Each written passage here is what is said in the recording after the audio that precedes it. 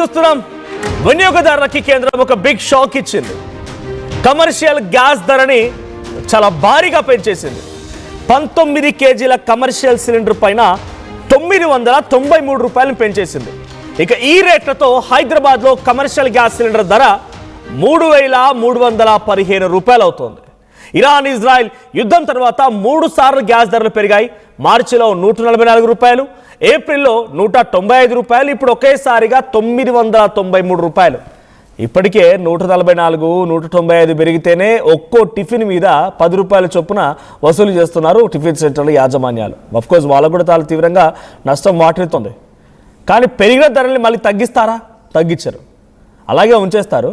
ఇప్పుడు ఒక్కో tiffin centre పైన అధిక భారం పడుతుందని చెప్పి వాళ్ళు టిఫిన్ పైన 10 రూపాయలు పెంచిన వాళ్ళు రేపటి రోజు తగ్గించకపోగా అప్పుడే 10 రూపాయలు పెంచారంటే ఇప్పుడు 990 రూపాయలు అయింది ఒక కమర్షియల్ సిలిండర్ ధర. అంటే వాళ్ళ అమాంతంగా ఒక్క టిఫిన్ తినాలంటే 100 రూపాయలు కావచ్చు. ఒక్క టిఫిన్ తినాలంటే ఇప్పుడు డైరెక్ట్గా 100 రూపీస్ వసూలు చేసే అవకాశం కూడా ఉంది. ధరల పెరుగుదలతో రెస్టారెంట్లు, హోటళ్ళు చాలా పెద్ద మొత్తంలో ఆందోళన వ్యక్తం చేస్తున్నాయి. సిలిండర్ రేట్ల పెరుగుదలతో ధరలు రెస్టారెంట్లో, హోటల్లో కూడా పెరిగే అవకాశం ఉంది. డొమెస్టిక్ సిలిండర్ ధరలో కూడా మార్పు లేదు అని కేంద్రం ప్రకటించింది. ఇక డొమెస్టిక్ సిలిండర్లో మార్పు లేదు, కానీ కమర్షియల్లో మాత్రం పక్కాగా చేంజ్ ఉన్నాయి. సో ఆ చేంజెస్ ఏంటి అని అంటే 993 రూపీస్ ఒకేసారి సుమారుగా 1000 రూపాయలు పెంచేసి ఈరోజు కమర్షియల్ సిలిండర్ ధర 3,315 రూపాయలు పలుకుతోంది.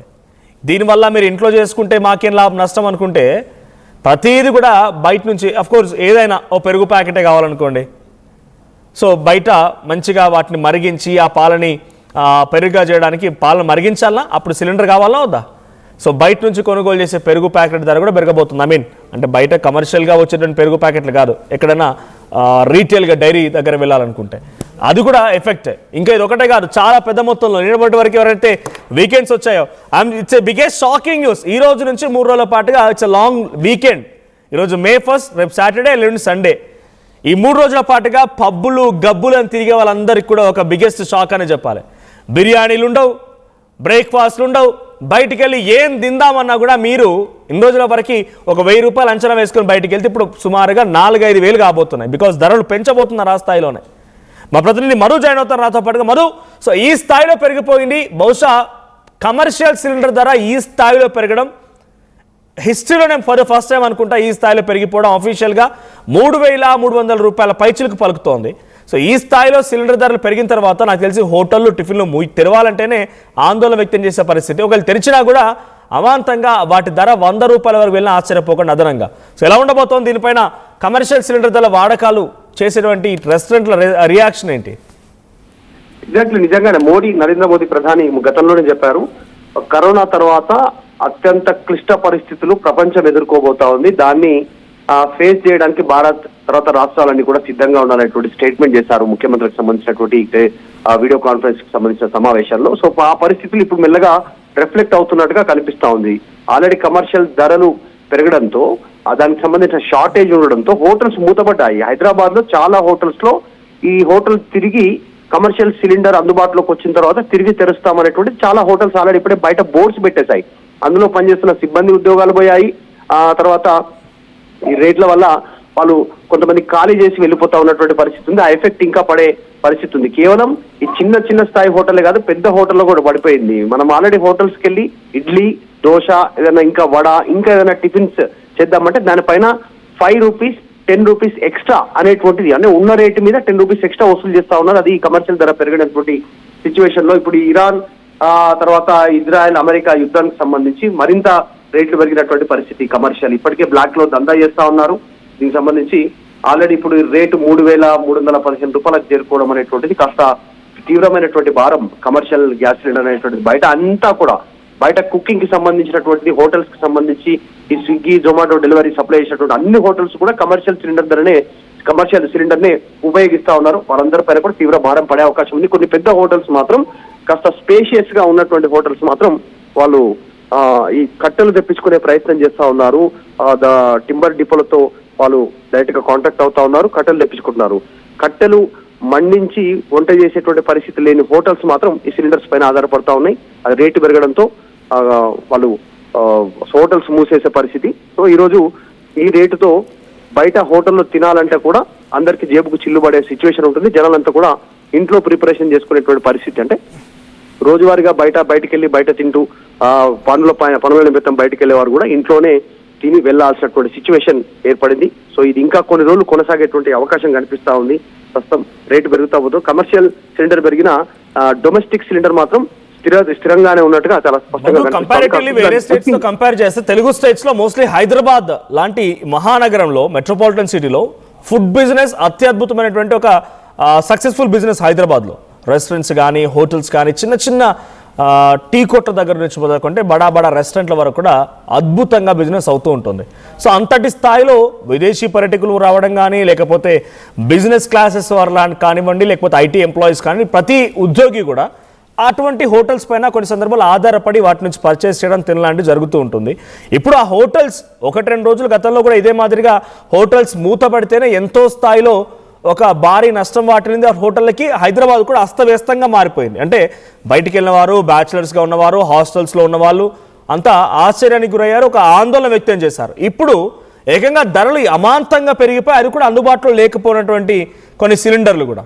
సో ఏంటి సిచ్యువేషన్? వీటితో గవర్నమెంట్ ఏ రకంగా వారికి కొంచెం సపోర్ట్ ఇవ్వబోతోంది, లేకపోతే ఇటువైపు నుంచి రెస్టారెంట్లు, హోటళ్ళు, హాస్టల్స్ రియాక్షన్స్ ఏంటి? ముఖ్యంగా హాస్టల్స్ వరకు తీసుకుంటే విద్యార్థులకి వాళ్ళ ఏ రకంగా సప్లై చేయబోతున్నారు ఫుడ్ని? మరి నిజంగానే హాస్టల్స్ ఉన్నాయి, పీజీ సంబంధించినటువంటివి, తర్వాత ఉమెన్స్ హాస్టల్స్ ఉన్నాయి, తర్వాత కోవిడ్ హాస్టల్స్ ఉన్నాయి, వీటితో పాటు రెసిడెన్షియల్ హాస్టల్స్ ఉన్నాయి. చదువుతో పాటు ఆల్రెడీ హాస్టల్స్ పిల్లలు అక్కడే ఉంచి ఇప్పుడు శ్రీ చైతన్య లాంటి ఇంకా కొన్ని కార్పొరేట్ కాలేజీలు అక్కడే హాస్టల్స్, వాటిపైన కూడా భారం పడేటువంటి అవకాశం ఉంది. Rate Indian oil corporation, Bharat petroleum, Hindustan petroleum వీళ్ళంతా కూడా పబ్లిక్ సెక్టర్ లో ఈ ధరలను కేటాయించేటువంటి సిచ్యువేషన్ ఉంది. మరి దీంతో రేట్లు పెరిగినటువంటి పరిస్థితి. ఇది తీవ్రంగా ప్రభావం ఇందాక మాట్లాడుకుంటాం హైదరాబాద్ లో ఉన్నటువంటి హాస్టల్స్, తర్వాత ఇంకా కొన్ని సంబంధించినటువంటి హోటల్స్, వీటిపైన హోటల్స్, రెస్టారెంట్లు, చిన్న చిన్న వ్యాపారాలు చేసే వాళ్ళు, రోజువారీగా క్యాటరింగ్ చేసేటువంటి వాళ్ళు కానీ, తర్వాత వీటన్నిటిపైన పెద్ద ఎత్తున భారం పడేటువంటి అవకాశం ఉంది. ముఖ్యంగా ఆన్లైన్ ఫుడ్ వ్యవస్థ ఏదైతే ఫుడ్ ధరలు కూడా పెరగనున్నాయి కాబట్టి ఇది ఒక్కటే కాకుండా పెట్రోలు, డీజిల్ వీటిపైన కూడా త్వరలో పెరుగుతాయనే చర్చ ఉంది. కాబట్టి ఇవంతా కూడా పెరిగే అవకాశం ఉంది, తీవ్ర ప్రభావం పడే అవకాశం ఉంది. రెస్టారెంట్ బిల్లులు పెరిగేటువంటి అవకాశం ఉంది. ఇప్పటివరకు నార్మల్ గా ఉన్న కొన్ని రెస్టారెంట్స్ ఈ ధరతో అమాంతం రేట్లు పెంచే అవకాశం ఉంది. ఇప్పుడు బిర్యానీ దాదాపు హైదరాబాద్ లో నార్మల్ వ్యక్తి తినాలనుకుంటే 250 నుంచి 300 రూపాయల వరకు, అంటే క్వాలిటీ 300 వరకు ఉన్నటువంటి బిర్యానీ ఒక్కసారిగా 500కి పెరిగినా ఆశ్చర్యపోవాల్సిన అవసరం లేదు.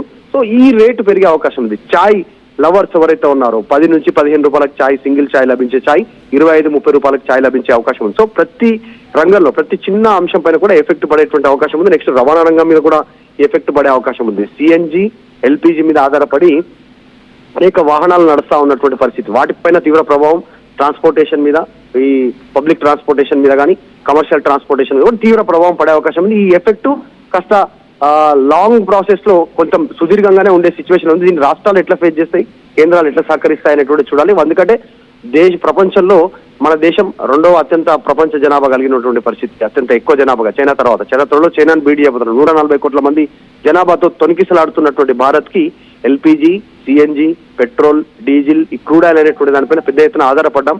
సో మారాల్సినటువంటి అవసరం ఉంది. ప్రజలు, ప్రభుత్వాలు అన్ని కూడా దీన్ని ఎట్లా ఫేస్ చేస్తాయో చూడాలి. Thank you Madhu.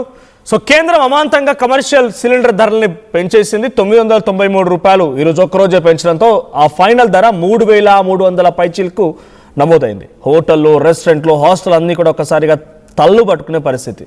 Restaurant business నడవు, hotels నడవు, హాస్టల్స్లో కూడా పిల్లలకి, విద్యార్థులకి లేదా పీజీస్లో ఉన్నటువంటి ఉద్యోగస్తులకి వాళ్ళకి ఫుడ్ సప్లై చేయాలన్నా కూడా కొంత కష్టమే.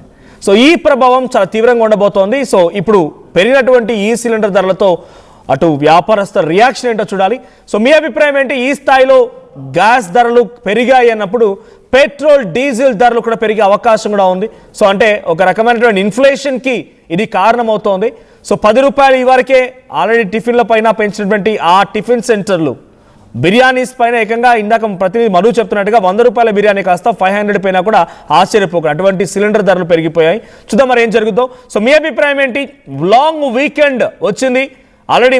మే 1 ఈరోజు సాటర్డే అండ్ సండే కూడా ఉంది, కలిసి వచ్చింది కదా. పబ్బులు గబ్బులు అని తిరుగుదామన్న వారికి అందరూ కూడా జనరల్గా 1000 రూపీస్ ఖర్చు చేయాల్సి వస్తే ఇప్పుడు ఏకంగా 5000 ఖర్చు చేయాల్సిన పరిస్థితి. అటువంటి స్థాయిలో కేంద్రం గ్యాస్ సిలిండర్ ధరలు పెంచేసింది. సో మీ అభిప్రాయం ఏంటి? కామెంట్ చేయండి.